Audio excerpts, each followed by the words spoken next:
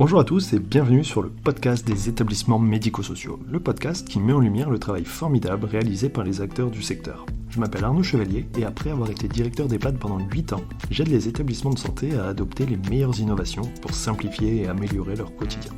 J'ai créé ce podcast pour partager les belles expériences portées par des gens passionnés. Avant de commencer, si vous appréciez ce podcast, vous pouvez vous abonner pour ne rater aucun épisode et encore mieux, mettre une note 5 étoiles sur Apple Podcast et le partager à vos collègues.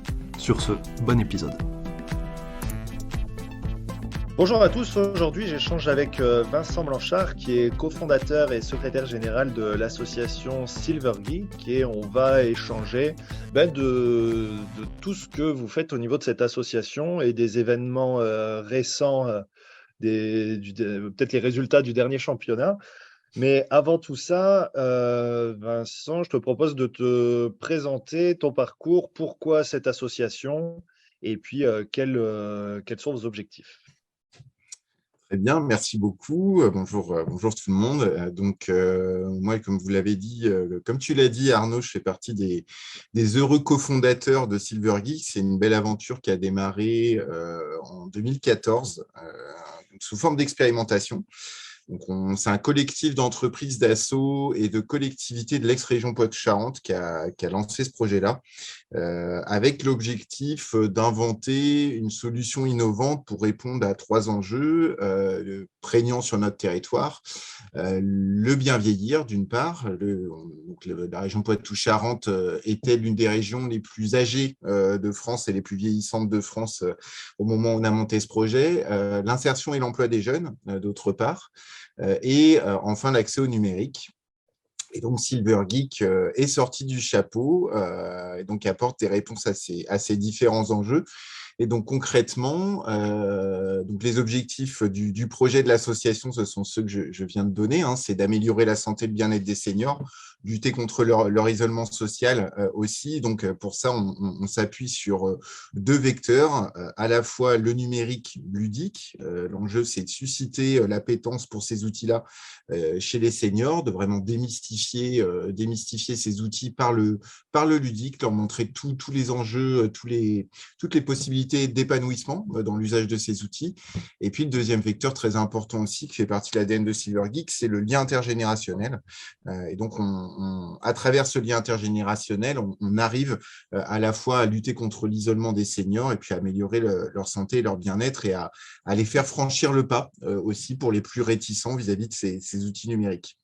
Donc là, je vous ai parlé des grandes missions et après, concrètement, le projet, il marche sur 2 jambes. La première jambe, ce sont des ateliers numériques ludiques qui donc vont être animés par des volontaires en service civique, des bénévoles, des étudiants, des jeunes, à fréquence régulière dans des structures d'accueil de seniors.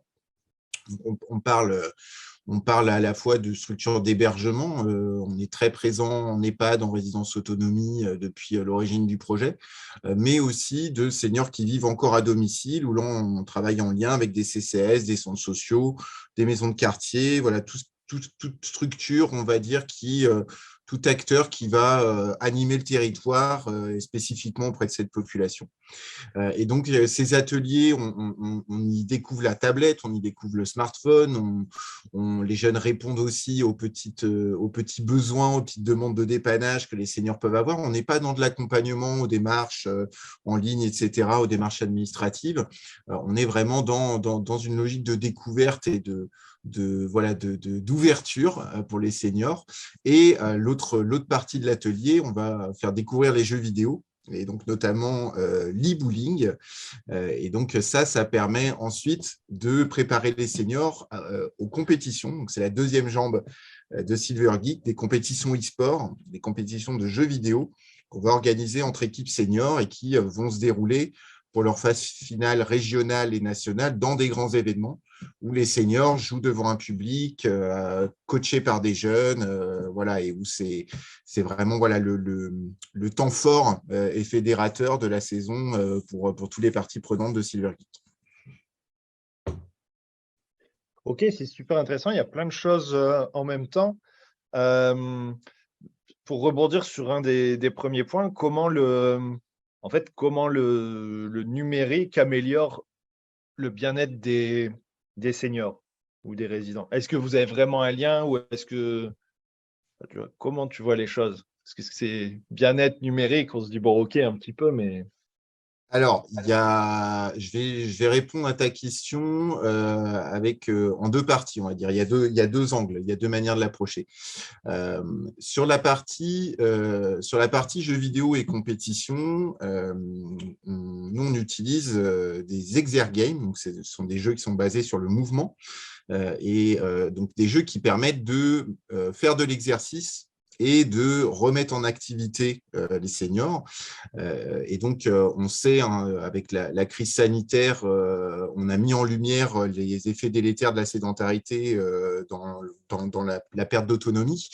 Donc, le fait de pouvoir les mobiliser, leur faire pratiquer une activité physique adaptée avec une dose de numérique, de jeux vidéo, une dose de fun et du lien intergénérationnel, on sait que ça a un impact du coup sur les seniors au niveau de la prévention de la perte d'autonomie, tout simplement. Et ça, on l'a évalué en lien avec notre comité scientifique, mais on l'a aussi perçu dès l'origine du projet, avec beaucoup de témoignages du type Madame Michu qui ne lâche jamais son déambulateur, pris dans une partie de bowling, se rend plus compte du coup qu'elle en a absolument besoin et finalement fait des exercices qu'elle ne ferait pas dans une séance de gym douce ou dans une autre type d'activité physique adaptée. Donc, ce fil-là, nous, on est en train de le tirer pour formaliser un concept qu'on appelle l'e-sport santé. Donc, c'est comment, finalement, avec du jeu vidéo, on embarque des seniors qui sont habituellement réfractaires, on va dire, aux activités, je dirais, classiques, gym douce, marche, etc., qui ne correspondent pas à tout le monde non plus. Donc, ça, c'est un premier élément. Le deuxième élément, c'est que le numérique, le digital, le gaming, ça symbolise quand même pas mal, c'est un marqueur fort de notre société aujourd'hui. Et quand on est exclu de tout ça et qu'on n'y comprend rien, finalement, on se sent un peu plus exclu aussi de la société. Et donc, le fait de pouvoir leur montrer qu'ils peuvent utiliser ces outils, faire tomber la peur de casser l'outil quand on ne connaît pas, donc en utilisant le jeu, eh ben, finalement, ils se disent je suis pas plus bête qu'un autre ou qu'une autre, entre guillemets. Moi aussi, j'utilise ces outils-là.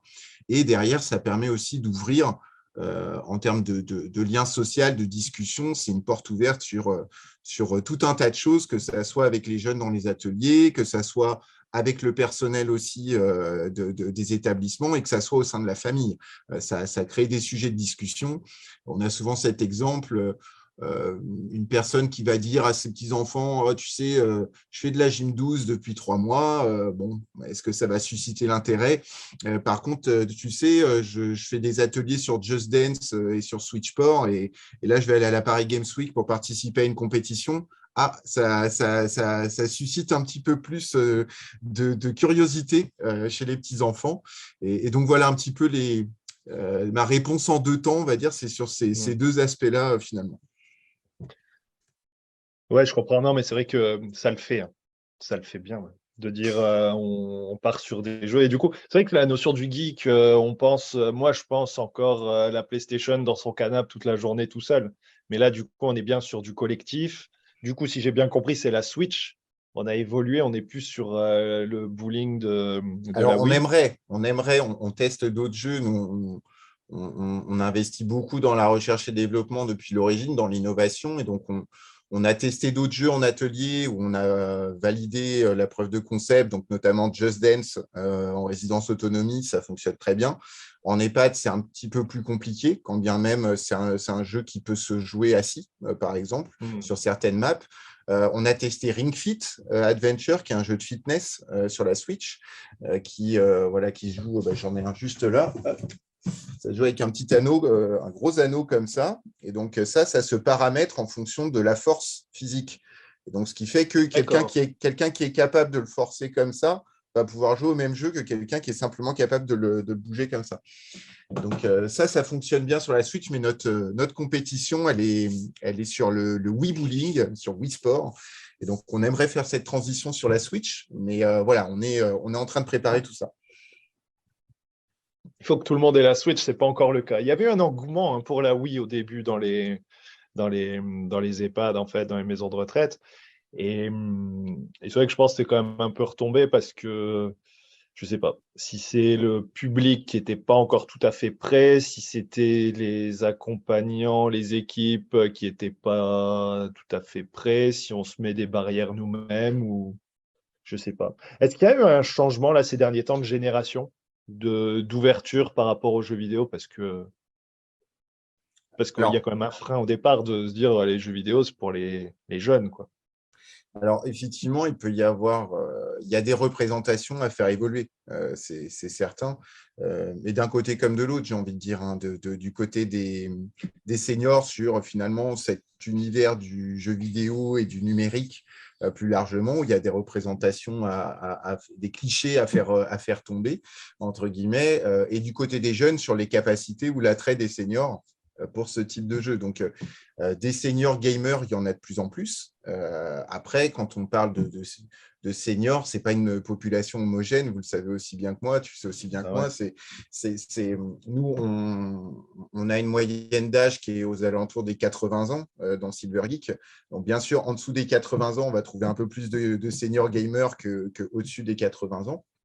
Mais pour répondre à ton commentaire précédent sur le fait que la Wii, finalement, il y avait eu un engouement dans les établissements. Effectivement, il y a pas forcément… Il y avait de l'équipement déjà qui était présent, mais malheureusement qui restait dans les tiroirs parce que ce qui pouvait peut-être faire défaut, c'est l'animation et la perspective qu'on donne à travers la compétition. Nous, c'est vraiment dans notre évaluation d'impact.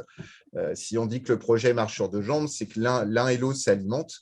C'est que la perspective de la compétition va créer de l'engagement, fédérer les acteurs, les spectateurs dans les ateliers. Alors ça, c'est très important, on le dit à tous nos partenaires, il faut toujours prévoir un espace pour des spectateurs. Le but du jeu étant de les amener progressivement à se tester, à utiliser la manette, à faire un lancer. Mais les spectateurs vont se transformer en supporters dans les événements. Enfin, il y a vraiment la dimension compétitive va embarquer tout le monde et va faire en sorte que les seniors, finalement, prennent les ateliers, se prennent au jeu et prennent le jeu au sérieux et du coup, participent aux ateliers régulièrement.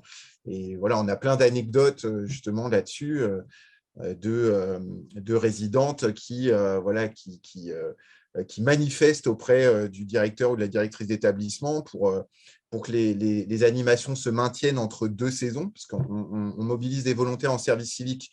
Donc, généralement, ça reste le modèle prédominant chez Silver Geek, c'est les volontaires en service civique. Et généralement, leur mission se déroule d'octobre à juin, ce qui fait qu'on a une saisonnalité que dans certains établissements, entre juin et octobre, il ne se passe pas grand-chose.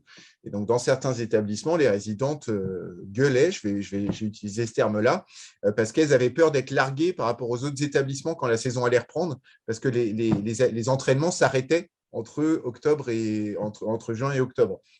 Donc voilà, on voit vraiment que la dimension compétitive, enfin voilà, il n'y a pas d'âge pour jouer, il n'y a pas d'âge pour avoir un esprit compétitif, quoi. Oui, pour s'amuser, non. Et puis c'est vrai qu'après, on est maintenant sur des modèles comme ça où il y a du mouvement, il y a tout ça, et ça rend les choses aussi beaucoup plus accessibles. Et puis, il y a aussi cette cohérence de se dire du bien-être par rapport au mouvement et par rapport au sport, en fait. On va rendre le mouvement ludique, et ça, c'est super sympa, quoi. Et si en Et le plus on met de la plaisir. compétition, ça met du sens et de la logique. Et c'est vrai que parfois, plutôt que de faire une séance de kiné où c'est moins drôle, où il y a moins peut-être même de sens, là, voilà, c'est presque peut-être la même chose, on va dire presque, mais il y a un côté fun et surtout aussi social. Exactement, le lien social et le collectif sont vraiment hyper importants. Enfin, l'objectif, c'est c'est de se faire plaisir. Et quand on se fait plaisir, ben, on fait les choses beaucoup plus volontiers, évidemment. Et voilà, pour la petite histoire, Ring Fit que je montrais tout à l'heure, on l'a testé selon 3 formats avec les résidents de l'EHPAD de Lusignan, donc, qui dépend du CHU de Poitiers. On l'a testé en individuel, on l'a testé en collectif sans compétition et on l'a testé en collectif avec compétition entre les résidents. Et ce qui fonctionne le mieux, c'est le collectif avec compétition. parce qu'ils se chambrent, voilà, ils se motivent les uns les autres. Chacun va avoir sa petite spécialité sur tel ou tel mini-jeu. Et voilà, là, on se verrait bien demain organiser un peu des Olympiades sur ce jeu-là. Enfin, voilà, on manque pas d'idées, de perspectives vis-à-vis du développement des jeux vidéo chez les seniors.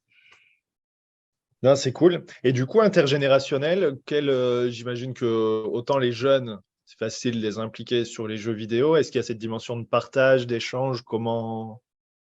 Et c'est ça effectivement qu'on a évalué. Donc, on a Gabrielle Lavenir, qui est une chercheuse en sociologie, qui fait sa thèse sur les aînés et les jeux vidéo, qui a fait son terrain de thèse avec nous.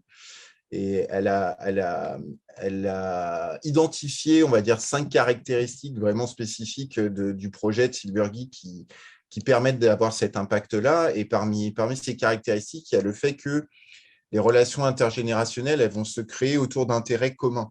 C'est-à-dire qu'il ne suffit pas de mettre des jeunes et des vieux dans une même pièce pour que se crée du lien intergénérationnel. Et c'est vrai qu'on a tendance à aborder cette question-là, je dirais, dans une route à sens unique où les seniors sont là pour partager une expérience et un vécu et des connaissances en direction des jeunes.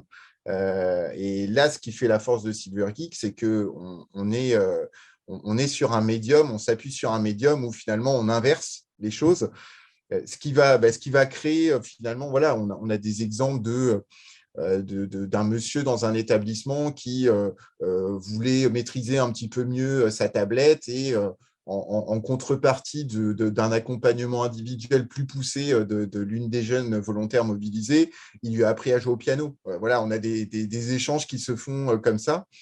Et encore une fois, le fait que finalement, dans les compétitions, les jeunes se transforment en coach, il y a vraiment une dimension fédératrice aussi qui forcément renforce le lien aussi entre les seniors et les jeunes qui sont embarqués dans le projet.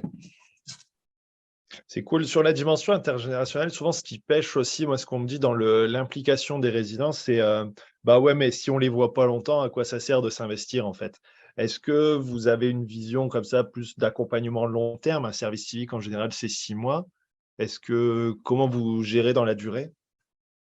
Alors, effectivement, c'est un point sur lequel on peut s'améliorer.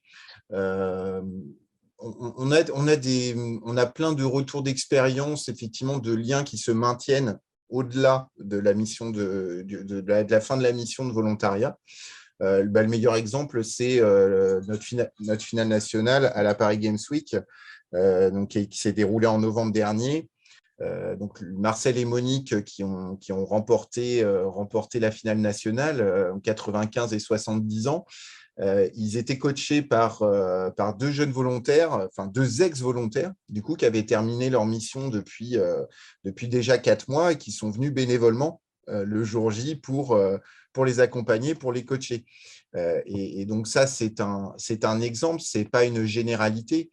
Mais effectivement, on a des progrès à faire, nous, dans la manière dont on peut aider à maintenir ce lien au-delà de la mission de volontariat pour les jeunes qui le souhaitent. Parce qu'après, vous dire que 100% des jeunes vont créer des liens très forts avec 100% des seniors qui participent aux ateliers, ce serait mentir. Mais effectivement, on a chaque année, on a des vraies relations qui se créent parce que malgré tout, on travaille quand même dans un temps relativement long, puisqu'on va avoir des jeunes qui vont venir chaque semaine pendant 6 à 8 mois. Donc, on a quand même une récurrence, une fréquence qui permet d'installer des vraies relations de confiance et des vraies relations intergénérationnelles. Alors, Marcel et Monique, j'ai suivi un petit peu, j'ai vu des choses sur Internet. Du coup, comment ça se passe, d'où c'est venu cette notion de Paris. Alors, comment ça, c'est un salon national du jeu vidéo, c'est ça? Alors, la Paris Games Week, c'est le plus grand événement gaming en France et ça a été l'un des plus grands en Europe jusqu'à la crise sanitaire. Et là, donc, il n'y a pas eu de… Nous, on a organisé notre première finale nationale là-bas en 2019. Et donc, c'était aussi le premier événement. Notre chef historique à nous, c'est la Gamers Assembly de Poitiers. Donc, c'est l'une des plus grosses LAN de France. Donc, une LAN, c'est un événement où on joue en réseau. Et donc, à Poitiers, les seniors jouent devant un public de 1500 à 2000 personnes. Donc, Ah ouais. c'est là où tout a démarré. Et comme je vous l'ai dit, on a démarré, nous, en ex-région Poitou-Charentes. Et la première fois, on a testé le concept dans un autre événement. C'était en 2018 à la Paris Games Week, sur l'invitation du CEL, donc, qui est le syndicat des éditeurs du jeu vidéo qui organise l'événement. Et donc là, on a vu que ça fonctionnait. Donc finalement, ça nous a conforté aussi dans l'envie d'essaimer ce projet dans de nouvelles régions, dans de nouveaux territoires. Et donc aujourd'hui, on est présent dans 11 régions et une quarantaine de départements. Et dans chaque région, on fait en sorte que la finale régionale puisse s'intégrer dans un événement gaming, e-sport, culture geek, pour proposer cette même expérience à tous les seniors participants au projet, quel que soit le territoire, puisque c'est quand même exceptionnel de pouvoir être encouragé par des gens qui ne vous connaissent pas, qui vont crier votre nom et qui vont vous encourager, vous applaudir quand vous faites des beaux lancers, qui vont vous encourager quand vous êtes un peu plus dans le creux. Et ces gens-là, ce n'est pas des proches des seniors, c'est des gamers, c'est des jeunes pour la plupart qui participent à ces événements-là. Et ça, c'est une surprise souvent pour les seniors de se dire je ne pensais pas que des jeunes pouvaient s'intéresser à des seniors qui jouent au bowling. Voilà, donc c'est vraiment une dimension aussi importante dans l'impact du projet. Ouais, parce qu'il doit y avoir un effet de surprise exceptionnel. Se dire un public très jeune, très geek, jeux vidéo, ambiance jeux vidéo, on voit débarquer des résidents d'EHPAD de 95 ans, enfin voilà, et qui arrivent et qui jouent et qui machin et qui maîtrisent. Enfin, c'est vrai qu'on les attend pas et du coup, enfin ouais, j'imagine que l'accueil il doit être quand même vachement sympa, quoi. Il est vachement sympa et puis c'est vrai que moi je suis plus surpris maintenant, mais les premières années, j'étais hyper surpris par la bienveillance, en fait, et pas une bienveillance, je dirais, comment dire, une bienveillance dans le bon sens du terme, dans le sens où je m'attendais à ce que ça troll, pour prendre du coup un terme de gamer, mais que ça troll pas mal, qui se moque un petit peu des seniors, Ouais, les jeunes qui sont dans le public, et en fait, pas du tout. Ils se prennent complètement au jeu, et ils se prennent c'est en mode complètement au jeu. rockstar, quoi. Ouais, c'est ça, parce que je pense qu'ils projettent leurs grands-parents ici. Peut-être que certains se projettent eux-mêmes quand ils seront vieux, de pouvoir venir participer à ce type d'événement. Donc, il y a vraiment beaucoup de respect qui se dégage de tout ça. Et puis, ce qui fait que ça fonctionne, c'est qu'en fait, la compétition, elle est réelle. C'est-à-dire les seniors, ils sont bons, ils ont le niveau et la plupart d'entre eux mettraient une tannée à n'importe quel jeune qui jouerait avec eux à ce jeu-là. Et donc, c'est ça Ah qui oui, à ce point-là. fonctionne aussi. Ah ben oui, oui, oui. On a plein d'anecdotes d'ateliers où justement il y a des jeunes qui viennent tester, mais même les volontaires qui les coachent, hein, ils se prennent des roustes parce qu'ils sont juste super forts en fait. Ils s'entraînent, ils commencent à avoir la technique. Enfin, moi, ce que j'adore, c'est donc on parlait de Marcel et Monique tout à l'heure. Quand ils sont rentrés chez eux, il y a TF1 qui est venu faire un sujet sur eux. Et puis Marcel, le journaliste lui demande, mais alors c'est quoi votre technique pour faire des strikes? Et puis il dit, bah voilà, je me mets comme ça, puis voilà, là je fais comme ça, puis on va voir si je vais y arriver. Et il lance sa boule et il fait un strike pendant le reportage en direct, quoi. Donc, donc voilà, ils sont vraiment bons. Et c'est ça qui rend le truc aussi, qui rend le spectacle attractif aussi pour le public. C'est qu'il y a vraiment du niveau, il y a un enjeu, e-sportif et donc par extension sportif qui crée de l'attractivité qui motive. Cool. Non, c'est vrai, ça donne vraiment envie. Alors, au niveau du champ d'intervention de l'association, c'est toutes les régions. Comment vous faites? Est-ce que vous sollicitez des établissements? Est-ce que vous cherchez à agrandir? Est-ce que vous êtes beaucoup sollicité? Comment ça marche? Alors, pour répondre dans le désordre, donc oui, on est beaucoup sollicité. On reçoit en moyenne sur l'année, on reçoit 1 à 2 demandes d'un nouveau territoire par semaine, du coup pour essaimer. Et notre mode de fonctionnement, donc l'association Silver Geek, nous, on est une tête de réseau, une petite tête de réseau, mais quand même une tête de réseau. Et on n'est pas opérateur de la partie atelier. C'est-à-dire que nous, on n'a pas le staff, la capacité à mobiliser des jeunes dans toute la France. Bon, cette année, on va dépasser les 1000 jeunes mobilisés depuis le début du projet. On en aura entre 160 et 200 qui seront mobilisés sur l'année. Donc, nous, on s'appuie sur des opérateurs locaux, sur des partenaires. Donc, historiquement, c'est le réseau Unicité.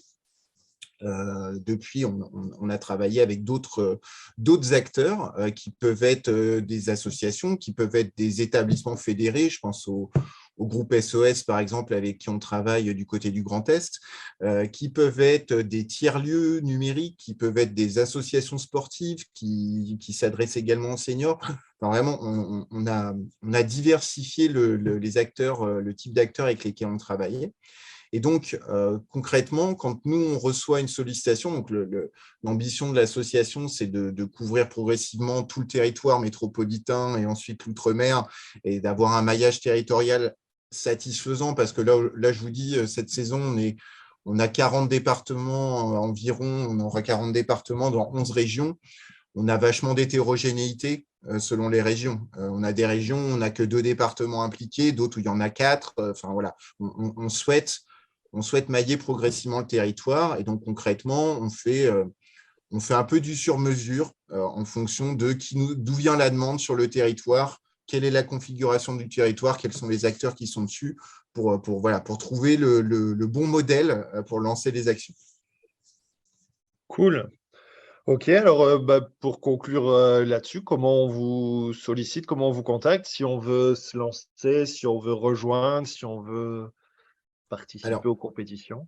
On peut passer par notre site internet. On peut nous contacter sur tous les réseaux sociaux aussi, donc Facebook, Insta, Twitter, TikTok, LinkedIn.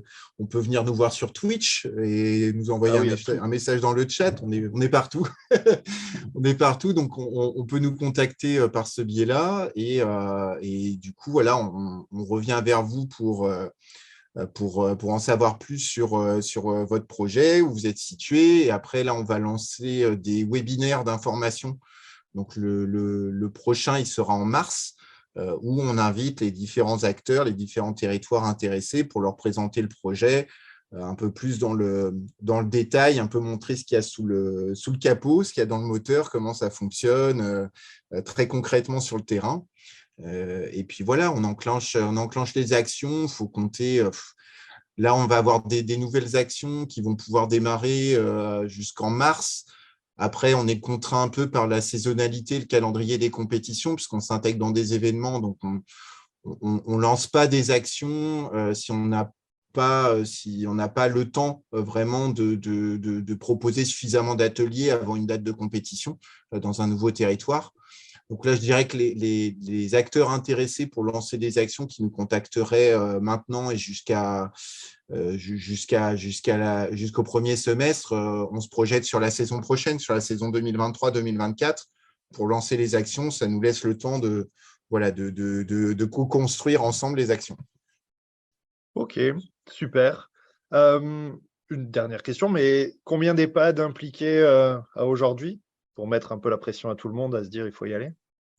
Alors, aujourd'hui, on a entre 120 et 150 structures seniors partenaires et il y a à peu près 50% d'EHPAD, 25% de résidences autonomie et les 25% restants, c'est plutôt des acteurs qui vont nous permettre de toucher des seniors à domicile ou des jeunes retraités.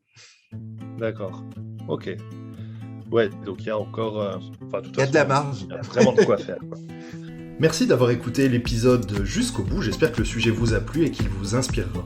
Pour m'aider à faire connaître le podcast, abonnez-vous sur votre plateforme d'écoute préférée ou notez-le et partagez-le sur vos réseaux sociaux. N'hésitez pas à me contacter sur LinkedIn pour toute remarque ou proposition de sujet. bonne journée et à bientôt sur le podcast des établissements médico-sociaux.